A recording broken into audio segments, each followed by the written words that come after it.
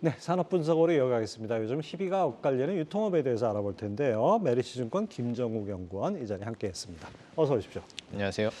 원래 이 겨울철, 이게 가을에서 겨울 넘어갈 때가 쇼핑 시즌 아닙니까? 네. 미국은 상당히 좀 견조한 모습인데 우리는 연말 유통가 그렇게 썩 좋지 않은 것 같아요. 아무래도 고물가, 고금리, 소비 심리 위축 이런 것들이 좀 영향이 있죠. 네, 맞습니다. 지난해 하반기부터 소비 경기가 안 좋았기 때문에 우리가 소비에 있어서 이제 기저효과를 예상하고 있었는데 지난해 낮은 베이스에 따른 성장을 기대했지만 최근 들어서 소비자들의 방문이 또 여의치가 않은 상황입니다. 물론 한파가 몰아닥치면서 최근 이 세일 시즌의 매출액이 두 자릿수 이상 증가했다는 뉴스들이 나왔거든요. 그래서 이 부분이 우려 대비해서는 4분기 실적에는 플러스 요인이 될 것 같습니다. 하지만 말씀하신 것처럼 이 고물가, 고금리 환경이 좀 장기화되고 있는 상황에서 소비 여력이 줄어든 환경은 변하지 않았기 때문에 전반적인 소비 둔화 영향은 4분기에 피할 수 없을 것 같고요. 또 마찬가지로 예상했던 이 인바운드 수요들, 외국에서 들어오는 수요들까지도 좀 약한 모습이라 유통업 분위기는 4분기에는 썩 좋지 않을 걸로 예상을 좀 하고 있습니다. 네. 아무래도 지금 내수 경기 침체가 좀 장기화되고 있어요. 그러다 보니까 뭔가 고물가, 고금리 하에서 소비 트렌드에도 좀 변화가 있을 것 같은데 어떤 변화가 감지됩니까? 이번에 이제 제가 연간 전망을 작성하면서 이 살아남은 자들의 시간이라는 제목으로 작성을 했거든요. 예, 내용인즉슨 고물가, 고금리 상황이 지속되면서 이제는 소득에 영향을 좀 주고 있습니다. 먼저 물가 상승세를 살펴보게 되면은 물가 상승 추이는 지난해는 7, 8% 정도, 올해 들어서는 3에서 4%대로 많이 안정화되긴 했습니다. 하지만 이 소비자들이 체감하는 물가 레벨은 전년비 10% 이상 상승한 누적적인 부담을 느끼고 있거든요. 그렇기 때문에 여전히 실질 임금은 계속 감소세를 보여주고 있고요. 이어서 최근 들어서는 이제 가처분 소득이 지난해까지는 중저소득층의 가처분 소득이 많이 좀 현실화했다면 올해부터는 고소득층마저도 가처분 소득이 감소하는 국면으로 접어들어졌습니다. 그렇기 때문에 이제 모든 소득계층에 걸쳐서 전반적으로 소비 심리가 좀 악화될 수가 있는데 최근 데이터가 2분기 데이터를 보게 되면 명목 데이터가 감소를 했어요. 예. 명목 소득이 감소를 했는데 이전 소득 감소 영향이 좀 크긴 한데요.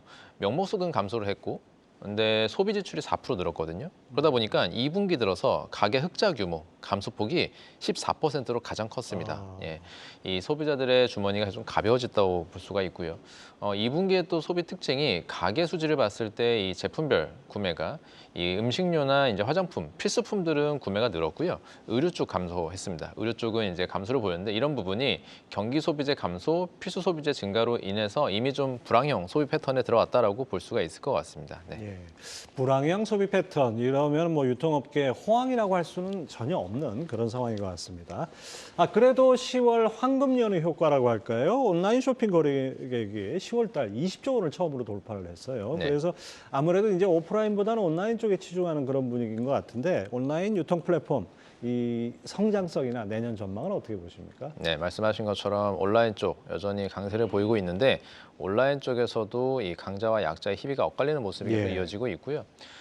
올해 온라인, 오프라인 업체들 주요 상장사들의 오프라인 전략은 대부분 이 구조조정이었습니다. 예, 배송 서비스를 축소시키고 프로모션을 감축하면서 수익성 중심의 운영을 많이 했고요. 이러면서 적자 규모를 줄이는 데 노력을 많이 했습니다. 그러다 보니까 대형 유통 업체들도 버티컬몰, 그러니까 뭐 의류라든지 화장품 이렇게 이 특정화된 상품에 집중한 버티컬몰들은 많이 개선이 됐고요. 이 오픈마켓 같은 이 브로드한 상품군을 보유한 플랫폼들은 고전을 면치 못했습니다. 여전히 좀 쿠팡의 강세가 이어졌고요. 최근 들어서는 이제 알리익스프레스 같이 외국에서도 예. 이제 플랫폼들이 국내에 유입하는 이런 모습인데 이 오픈마켓 관련된 이 생필품 소비의 온라인 시장 계속 치열할 것 같고요.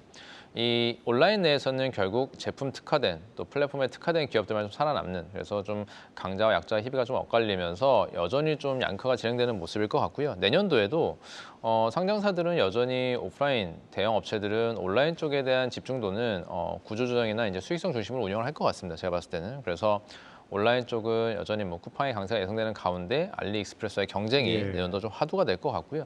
또 여기에 또 같이 밸류체인에 좀 참석할 수 있는 기업들이 또 수혜를 받을 수 있다고 보고 있고 그 외에는 상장사 중심으로는 온라인 쪽은 내년도에도 수익성 중심 그리고 또 특화된 버티컬 모드는 또 강세를 보이는 이런 모습이 내년도 온라인 쪽에도 예상이 되고 있습니다. 네. 예. 지금 말씀하신 대로 뭐 이제 쿠팡이나 알리익스프레스 이렇게 우리나라에 상장되지 않은 기업들이 강세를 보이다 보니까 상대적으로 상장된 유통주를 뭐 주가 이렇게 큰 힘을 못 받는 양상인데요. 현장 얘기를 좀 들어봐야 될 것 같습니다. 11월 말부터 12월은 뭐 전통적인 소비 시즌이고 온라인 플랫폼에서도 대대적인 할인 행사가 있는데요. 특히 우리나라 MZ 세대들한테 아주 인기가 높은 그런 온라인 플랫폼이 있죠. 시장 점유율 1위인 패션 플랫폼 무신사의 주성호 언론 PR 파트장 전화 연결해서 얘기 들어보겠습니다. 파트장님 안녕하십니까? 네, 안녕하세요. 예, 겨울이 의류 성수기라고 하는데 지난주까지 블랙 프라이데이 행사를 하셨다고요? 어떤 성과 있었습니까? 네, 무신사는 지난달 11월 22일부터 이제 이번 달 3일까지 약 10일 정도 연중 최대 규모 할인 행사인 무진장 블랙 프라이데이 행사를 온오프라인에서 동시에 진행했습니다. 네, 이번 행사에서 10일간 저희 무신사의 누적 판매액이 약 3,084억 원으로 작년과 비교하면 약 44% 정도 증가한 것으로 나타났습니다. 예, 판매된 상품 수는 네, 계속할까요? 예, 말씀하세요. 예. 네, 저희가 무진장 블랙 프라이데이에서 판매된 상품 수를 집계해 보니 총 610만 개로 작년보다 36% 정도 늘었고요. 그리고 같은 기간 동안 저희 무신사 앱을 이용하신 이용자 수도 최대 하루 평균 440만 명 정도에 달했고요. 10일 동안 평균으로 치더라도 약 386만 명으로 작년보다 50% 이상 늘었습니다. 사실 매출도 매출이지만은 어떤 품목을 사느냐가 중요하지 않겠습니까? 뭐 저가품 위주냐 아니면 고가품이 잘 팔느냐에 따라서 이 전체적인 그 업황 자체를 판단할 수 있을 것 같은데요. 소비 패턴에 어떤 좀 변화가 있습니까? 네, 이번에 저희가 무진장 불프 기간에 판매된 상품들을 분석해 보니까 아무래도 겨울 시즌에 잘 나가는 방한용 아우터부터 그리고 역시즌으로 여름용 상품도 다양하게 판매됐는데요. 특히 명품 그리고 스포츠, 골프 등 특정 카테고리별로도 고른 판매세를 보였습니다. 특히나 무신사는 저희가 무신장 블랙 프라이데이 외에도 연중으로 상시 할인을 제공하는 무신사 아울렛이라는 서비스도 같이 운영을 하고 있는데요. 무신사 내에 입점된 주요 브랜드들이 시즌이 지나서 판매하지 못해서 쌓여있는 재고들을 소진할 수 있도록 별도로 판매 공간을 마련한 것인데요. 무신사 아울렛 같은 경우 지난 11월에 거래액이 약 140억 원에 달하면서 작년보다 2.8배 이상 증가했습니다. 이 말은 무신사 아울렛에서 많은 소비자들이 거래를 하고 있다는 말인데 실제로 저희가 이용자를 살펴보니까 11월 한 달 동안 이용하신 분이 280만 명에 달했는데요. 특히나 이 280만 명 중에서 저희가 세대별로 분석을 해보니까 10대에서 20대 비중이 70% 정도에 달했습니다. 네, 그렇군요. 무신사 매출이 최근 뭐 1,000억대에서 몇 년 사이에 지금 7,000억대까지 아주 급성장을 했는데요. 오프라인으로 시장을 확대하고 있죠. 이런 상황에서 내년 소비 시장 어떻게 이어질 거로 보시는지 또 무신사 목표는 어느 정도로 잡고 있습니까? 네, 아시다시피 저희는 패션 온라인 플랫폼으로 시작했지만은 여전히 국내 패션 시장에서 온라인 외에 오프라인의 중요성도 저희도 높다고 보고 있는데요. 그래서 저희도 올해 처음으로 대구 그리고 서울 홍대에 2개 오프라인 매장을 오픈했습니다. 네, 그래서 이번에 무진장 블랙 프라이데이 시즌에 2개 매장에 12일 동안 약 13만 명 이상이 방문하면서 하루 평균 10,000명 이상이 방문할 정도로 오프라인에서도 좋은 성과를 내고 있는데요. 이러한 기세를 바탕으로 저희는 내년에 30개 이상 매장을 확대하여서 온 오프라인 시장에서 저희 무신사의 좋은 영향력을 확대하기 위해서 노력할 예정입니다. 네, 자 지금까지 무신사의 주성호 언론 PR 파트장이었습니다. 오늘 말씀 감사합니다. 네, 감사합니다. 이 무신사 팀장님 말씀, 파트장님 말씀 들어보니까 잘 되는 데는 더 잘 네, 되는 것 같습니다. 맞습니다. 예. 자, 유통주 주가 올해 좀 힘들었는데 뭐 중국 단체 관광객 재개 이것 때문에 좀 기대감이 컸고 그래서 좀 주가가 상승했다. 현재는 다 반납한 상황이에요. 네. 그래서 그런 유통업을 올해 방문객 관점으로 분석하셨다는데 이거 어떤 얘기인지 좀 설명해 주시죠. 예. 국내 쪽 트래픽 분석인데요. 방문자 수를 가지고 분석을 했습니다. 그래서 국내 로플렛이라는 이 데이터 제공 업체가 있는데요. 와이파이 핑거프린트 방식이라고 해서 와이파이 지문 방식이죠. 그래서 소비자분들께서 이 매장에 들어가시면 와이파이 신호가 잡힙니다. 이 와이파이 신호가 잡히는데 특정 매장, 주변 매장까지 고려했을 때 이 매장마다 잡히는 고유 패턴이 있거든요. 와이파이 신호가. 이 신호를 가지고 매장의 위치를 분류하고요. 소비자분들이 스마트폰으로 그 매장에 들어갔을 때 해당 패턴과 동일한 패턴이 스마트폰에 뜨게 되면 예. 이 매장에 있다라고 인식을 하는 방식입니다. 그렇죠. 예. 예.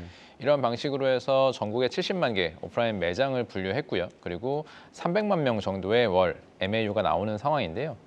이런 분석을 통해서 예를 들어 뭐 특정 매장에 어느 지역에서 방문하셨는지도 분석이 가능하고 특정 시간대 분석도 가능하고요. 더불어서 이제 GPS 방식 같은 경우에는 정확도가 떨어집니다. 층간 구분은 안 되거든요. 하지만 예. 와이파이 핑거프린트 방식을 이용하게 되면 이제 층간 구분까지 가능해집니다. 그래서 매장 단위의 정보가 나온다는 게 가장 큰 장점이라고 볼 수가 있습니다. 그래서 이 데이터를 활용해서 주요 상장사들은 오프라인 매장들이 있기 때문에 주요 상장사들의 오프라인 매장별로 이 트래픽을 합산을 했고요. 그래서 이 방문객 수를 가지고 분석을 해봤을 때 이 전년 대비해서 이제 백화점, 대형마트, 편의점, 뭐 슈퍼마켓 등의 이제 트래픽을 확보할 수가 있었고요. 제가 지난 한 3년간의 데이터와 이제 매출액을 비교해 봤을 때는 꽤 좀 긴밀한 유사성을 보이는 걸 확인을 했습니다. 그래서 향후에도 월 단위로 또 주 단위로 이제 트래픽을 보면서 이제 업체별로 또 기업별로 분위기를 보고 있는데 말씀하신 것처럼 이제 제가 최근에 좀 주의 깊게 봤던 거는 백화점하고 마트 그리고 네. 편의점이었는데요. 예. 대표적으로 이제 백화점 같은 경우에 지난해 4분기부터 이제 소비 심리가 꺾이면서 백화점들이 기존 좀 성장률이 안 나오는 좀 부진한 시기를 겪었습니다. 그래서 백화점은 베이스 효과가 있으니 올해 하반기에는 올라오지 않을까 기대했는데 여전히 좀 정체를 보이는 모습이어서 백화점 쪽 아예 좀 부진하다라고 좀 보고 있고요. 마트는 이제 지난달까지는 이 트래픽 감소가 방문자 수 감소가 한 10% 이상 예. 계속 나오고 있습니다. 그래서 아직까지는 대형마트 쪽은 소비자 감소 트렌드가 바뀌지 않았다 이렇게 좀 보고 있었고요. 편의점이 하반기에 좀 반등을 하고 있습니다. 편의점 같은 경우에는 지난해 이제 상반기까지는 오히려 좀 그 내수 수요, 그러니까 국내 여행이 많다 보니까 인바운드 고객 때문에 지방 점포도 매출이 좋았고 국내 소비자들의 국내 이동 때문에 편의점 쪽에 트래픽이 좋았는데 예. 하반기부터 조금 슬로우다운 했거든요. 해외 여행인이 생기면서 그런 부분의 반작용으로 올해는 상반기가 안 좋고 좀 하반기에 좋아지는 모습이어서 전년 동기 대비 그렇다는 얘기죠. 맞습니다. 그래서 예. 편의점 쪽은 하반기부터 전년비 개선되는 모습이 내년 상반기까지 이어지지 않을까 이렇게 좀 트래픽 관점으로 보고 있습니다. 예. 네. 자, 어쨌든 간에 뭐 이 겨울철 접어들면서 특히 11월 달에는 뭐 이마트, 롯데마트 모두 행사를 진행했고 백화점들도 11월에는 뭐 겨울 의류 판매가 호조를 보일 것이다 이런 기대감이 있어가지고 네. 좀 매출이 좀 늘지 않을까라는 이런 예상들이 있었는데 연구원님 어떻게 보십니까? 네, 말씀드린 것처럼 이제 서두에 또 발표를 말씀드렸고요. 이 세일 시즌 같은 경우는 두 자릿수 이상 나오면서 예상치를 뛰어넘은 건 맞습니다. 그래서 우려 대비해서 실적에 대한 기대감은 좀 눈높이가 올라갈 것 같습니다. 제가 볼 땐 그렇고요.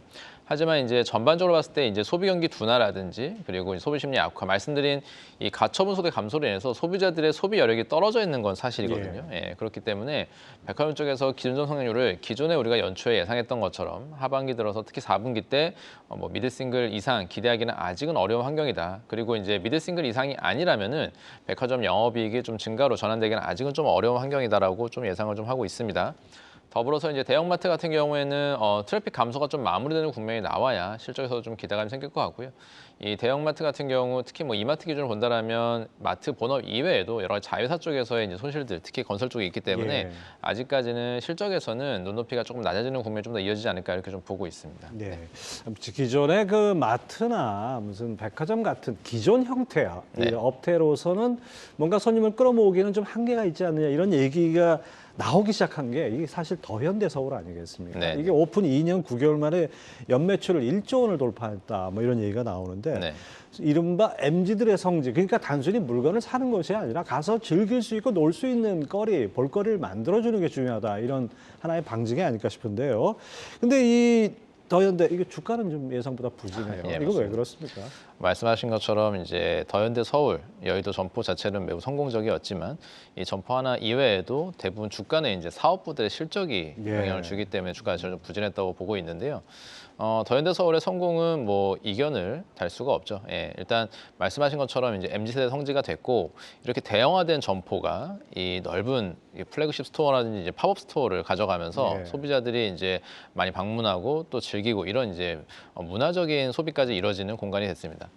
더현대 서울의 특징은 방문을 해보시면은 지하 2층에 MD 같은 경우에는 기존의 임원분들이 모르시는 기존의 MD 담당 임원이 모르는 브랜드로 꽉 채워라 이렇게 지시했거든요. 그런 부분이 좀 성공 요인이 됐고요. 예. 그래서 소비자들 보시면은 좀 한 30대, 40대로 넘어가도 약간 생소한 브랜드가 많을 거예요. 근데 그런 브랜드들이 오히려 젊은 세대로 하여금 백화점 다시 오게 만들었고 예전에는 백화점에 있는 브랜드는 약간 올드한 이미지, 조금 한물 간 유행의 그런 이미지였는데 지금은 오히려 백화점에 입점한 브랜드들이 더 약간 힙하고 약간 세련된 그런 이미지를 주고 예. 있거든요. 이런 게 많은 변화가 더현대소를 이끌어냈다고 보고 있습니다. 그래서 다른 백화점 브랜드 역시도 롯데는 또 대표적으로 잠실을 활용해가지고 롯데 월드몰 그리고 이제 시그니엘 등을 활용해서 에비뉴엘 등을 활용해가지고 이제 대형화된 점포에 많은 팝업 스토어와 이제 플로어 스토어를 만들고 있는데요. 이런 부분들이 향후에 이제 백화점은 단순한 이 백화점 기존의 올드한 오프라인 대형 유통업체가 아니라 좀 소비자재 트렌드 그리고 문화를 소비하는 공간으로서 공간 소비를 만드는 이제 공간 소비를 창출하는 오프라인 매장으로 변하고 있는 게 지금의 모습입니다. 그래서 말씀하신 것처럼 이 더현대서울 같은 이제 성공적인 사례들 더불어서 더현대서울은 그 지하 2층에 가시면은 캐리어를 보관할 수가 있거든요. 예. 이 부분은 이제 외국에서 이제 인천공항에 내려서 지하철을 타고 더현대서울 들어와서 캐리어를 보관하고 쇼핑을 하고 호텔로 이동하는 이런 그러네요. 동선을 고려해서 예. 이제 만든 이제 시설인데요. 이러다 보니까 단순히 이제는 국내 소비자들, 국내 MZ뿐만 아니라 이제 글로벌 MZ까지 포섭할 수 있는 그런 오프라인 채널들은 이제 백화점 쪽에서 그동안 제한됐던 확장성, 인바운드 고객을 통한 이제 매출 확대까지 기대해 볼 수 있는 그런 환경이 조성됐다라고 보고 있습니다. 그래서 백화점은 이제는 단순한 백화점에서 대형화된 이제 쇼핑몰로서의 개념, 약간 해외와 다른 형태로 성장이 우리나라 좀 예상되고 있습니다. 예, 네. 이제 어떻게 보면 이제 백화점의 미래라고도 할 수 있는 그런 네. 모습이겠네요. 자, 근데 어쨌든 간에 지금 아까 앞서 말씀하신 대로 소비 심리가 꺾이면서 워낙 고물가 고금리 되고 여유 자금이 줄어들고 하다 보니까 면세점 명품 역시 좀 부진을 면치 못하는 것 같아요. 특히 이제 그 면세점 같은 경우에는 중국인 단체 관광 기대가 컸잖아요. 네. 그래서 뭐 하여튼 뭐 한 달 정도는 8월 달 한 달 정도는 주가가 올랐는데 다시 또 반납을 했어요. 내년에는 좀 달라질까요? 어떻게 보십니까? 면세는 이제 회복의 시간은 좀 우리가 좀 시기를 길게 보는 게 맞을 것 같습니다. 말씀하신 것처럼 3분기에 중국 단체 관광객 허용이 되면서 기대감이 일시에 불었고요. 이런 부분들이 주가에도 반영이 됐고 이 실적에 대한 기대감으로 올라왔는데 3분기 면세 실적은 그렇게 좋지가 않았습니다. 3분기 실적 이후에 다시 이제 주가를 좀 반납한 이런 모습이고 4분기에도 우리 면세점 쪽에 이제 인바운드 단체 관광 수요가 들어오기에는 아직은 병목 현상들이 있습니다. 예를 들어 항공권이라든지 또는 이 코로나 기간 동안 이 3, 4성급의 이제 중견 호텔들이 많이 좀 부도가 났거든요. 예. 그렇기 때문에 이제 호텔들의 어려움 이런 것도 있어서 호텔 인프라 부족으로도 아직 병목 현상을 겪고 있습니다. 그래서 이 중국 단체 관광의 효과는 일단 우리가 좀 장기적으로 내년도 1, 2분기까지 좀 시기를 두고 기대해봐야 될 것 같고요. 면세 걱정은 또 중국 소비자들의 소비력 하락입니다. 네, 소비력 하락인데 예. 중국 소비자도 최근에 이제 한국에 올 때 쇼핑 리스트에 들어가는 게 올리브영에서 구매할 화장품들 예, 이렇게 이제 많이 그렇죠. 바뀌고 있거든요. 예. 그래서 면세 업체들도 지금은 경쟁을 생각하는 게 단순히 백화점이나 럭셔리 채널들이 아니라 올리브영 같은 이 인디 브랜드들이 많은 이 H&B 스토어를 경쟁 상대로 삼고 있습니다. 그래서 중국 소비자들도 예전에는 한국에 와서 면세점을 들리고 이제 뭐 백화점에서 명품을 사고 이런 이제 소비가 일상적이었다면 지금은 올리브영에 가서 한국 사람들이 먹고 한국 사람들이 바르는 화장품을 사는 게 트렌드가 됐거든요. 여행도 마찬가지입니다. 지금은 주요 여행 관광단지가 중요한 게 아니라 한국 사람들이 다니는 곳으로 해외 이제 관광객들이 많이 들어오는 이런 실정이어서 올리브영 같은 플랫폼을 통해서 이제는 인디 브랜드가 오히려 좀 K-뷰티가 글로벌화될 수 있는 이런 환경이어서 면세 업체들도 이런 부분에 좀 대응을 해야 되는 게 지금의 숙제인 것 같습니다. 예, 확실히 여행 패턴이 달라진 거 느껴지는 것 같아요. 네. 뭐 우리나라 사람들도 태국 같은 데 가면 예전에 뭐 깃발 따라다니면서 단체 관광하는 게 아니고 이제 개별 관광이 정말 많아졌더라고요. 네. 그런 변화들이 중국에도 나타나고 있습니다. 자, 그다음에 담배 얘기를 좀 해보겠습니다. 내년에 담배값 인상 얘기가 솔솔 나오고 있어요. 네. 이게 마지막 담배세 인상이 2014년도였는데 이제 뭐 10년이 되니까 어느 정도 뭔가 좀 변화가 있을 거다 예상이 되는데 만약에 담배값이 인상된다면은 뭐 저 흡연가들 입장에서야 좀 바람직하지 않은 뉴스겠지만 네. KTNG나 뭐 편의점 같은 데는 어느 정도 매출에는 도움이 되겠죠. 네, 맞습니다. 담배 세금 인상은 말씀하신 것처럼 2014년도 마지막으로 있었고요. 그 뒤로 이제 10년 동안 인상이 없었기 때문에 이 세금 인상이 좀 그 적기가 아니냐 이런 얘기들이 좀 나오고 있는데요. 물론 말씀하신 것처럼 이제 흡연자분들께서 조금 불편한 이슈이겠지만 이 정부 입장에서는 국민 건강 증진하는 큰 목표를 위해서는 대의 명분이 있고요. 더불어서 이제 세수 확보 차원에서 지금 세수 부족을 겪고 있는데 2014년도 당시에 담배 가격이 토탈 2,000원 정도가 올랐거든요. 예. 그리고 세수는 약 4조 원 가량 확보를 했습니다. 그런 사례가 있었기 때문에 이번 정부에서도 이 세금 확보 목적이라면은 담배 세금 카드를 한번 좀 만져볼 만한 매력적인 카드라고 좀 보고 있습니다. 담배 세금 인상은 이제 담배 구조를 보시면은 대부분 세금입니다. 거의 70% 이상이 세금이고요. 그렇죠. 예. 나머지 한 820원 정도. 지금 4,500원 구조에서는 820원을 담배 회사가 가져가고요. 360원 정도를 편의점 등 이제 유통업체들 가져가고 나머지 3,300원을 이 세금으로 납부하게 되는데요. 예. 지금 직전 인상과 거의 유사한 2,000원 정도의 상승을 예상한다라면 담배 가격은 6,500원이 되고요. 제가 예상하는 담배 업체의 ASP 판가는 한 960원 정도, 그리고 이 유통 마진은 한 490원 정도, 마지막으로 세금은 5,000원 정도 예상이 되는데요. 이런 식으로 증가하게 되면 세금은 50% 증가하게 되고요. 그리고 유통 마진은 30%, 담배 가격은 15% 정도 상승하게 됩니다. 이 효과로 인해서 당장 24년도에는 세금을 인상한다라는 뉴스가 나오게 되면 가수요가 붙겠죠. 담배 예. 사재기도 하고 가수요도 붙고 이런 것 때문에 전체 시장 수요가 10% 이상 증가하고요. 그렇기 때문에 이 시장 수요가 증가하는 가운데 실적 증가 한번 나옵니다. 수량이 늘어나니까.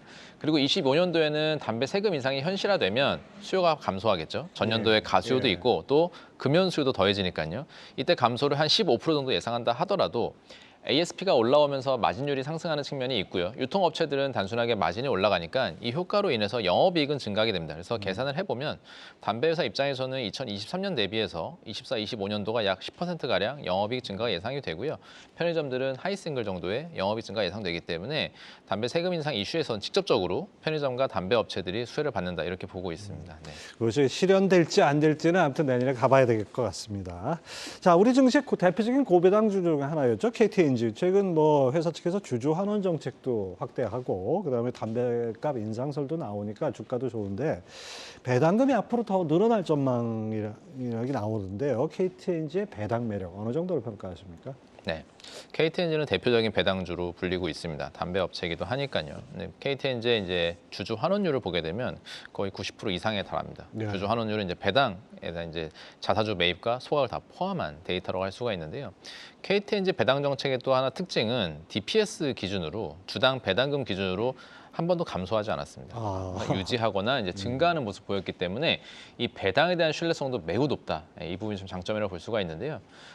최근에 이제 밸류 인베스터 데이라고 해서 이제 회사의 기업 가치와 그다음에 투자들을 위한 미팅을 진행했었는데 자사주 매입 소각 역시 좀 공격적으로 발표를 했습니다. 기존에 한 15% 정도 자사주를 확보하고 있었기 때문에 이 부분에 대한 좀 활용 방안 시장에서 의구심이 있었는데 그중에 절반 좀 소각에 대한 의견을 발표했기 때문에 좀 공격적으로 시장의 기대 대비해서 좀 더 공격적인 자사주 소각 의견이 나왔고요. 그리고 자사주 매입 역시 향후 또 3년간의 로드맵을 제시했습니다. 그래서 KTNG는 뭐 지속적으로 배당금을 좀 증가시킬 계획을 가지고 있고 더불어서 향후의 변화는 올해까지는 이제 중간 배당이 이루어졌거든요. 근데 내년부터는 내후년 이상 이후부터는 이제 분기 배당도 기대해 볼 수 있을 정도로 회사에 좀 변화가 많은 상황이라 KTNG는 이제 분기 배당 매력도 올라올 수가 있고 그다음에 배당금 증가 그리고 자사주 매입 소각 등 주주 환원에서 대부분 좀 공격적인 행보가 예상이 됩니다.